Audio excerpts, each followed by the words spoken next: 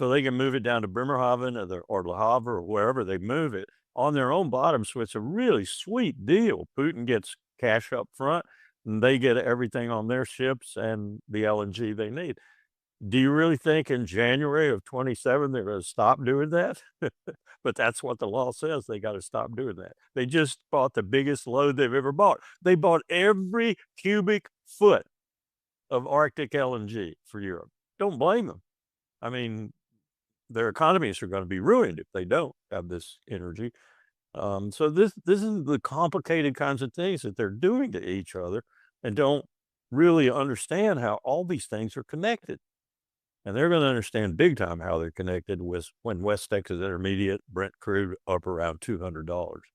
And I've seen it there. I've seen it there, equivalency, when we had the Arab oil embargo, and I couldn't even drive to Washington from Fort Monroe, Virginia.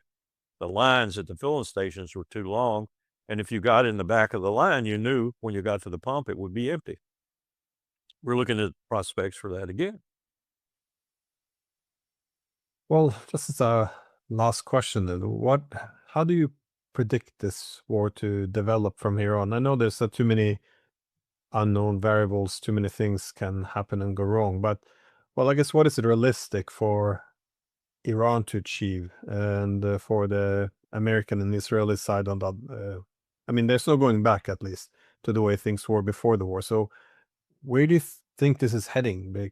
Whether or not it lasts for a month or a year, how will this end?